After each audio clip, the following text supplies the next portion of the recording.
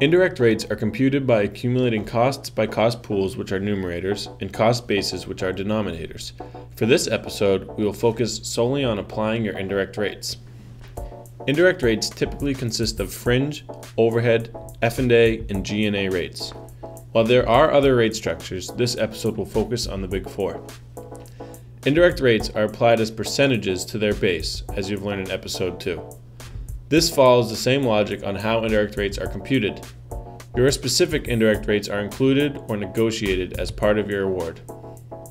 For example, since fringe costs equal the fringe cost pool divided by the fringe cost base, where the fringe cost base equals your total productive labor, the fringe rate percentage would be applied to the direct labor costs associated with a billing or drawdown. The F&A rate percentage is applied to total costs, which includes direct labor, fringe, overhead, and all other direct costs. However, it's important to note that if your contract has limitations, such as not applying F&A to equipment and subcontracting, you will need to exclude these costs before applying the F&A rate percentage, and then add equipment and subcontracting costs after the F&A rate percentage is applied. For example, let's say that you have a 25% fringe rate and a 40% F&A rate. For every dollar of direct labor you incur, you would add the 25% fringe rate, take your subtotal, and then add the 40% F&A rate. You would then add whatever your fixed fee rate is, and take the grand total. This grand total is the total amount that you would bill the government.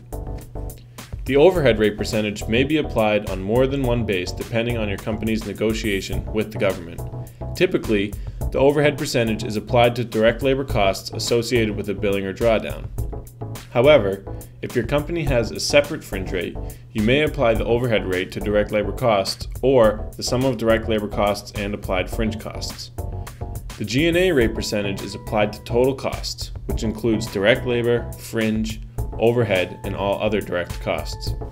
However, it's important to note that if your contract has limitations, such as not applying G&A to equipment and subcontracting, you will need to exclude these costs before applying the G&A rate percentage, then add equipment and subcontracting costs after the G&A rate percentage is applied.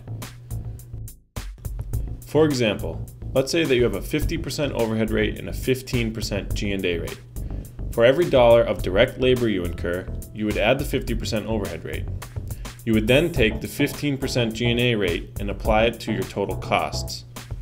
Then, you would add the two subtotals and include your fixed fee. The grand total is the total amount you would bill the government. As you have probably figured out, doing business with the US government can become challenging. However, you should never lose sight of the fact that you're a business first and the government is just one of your customers.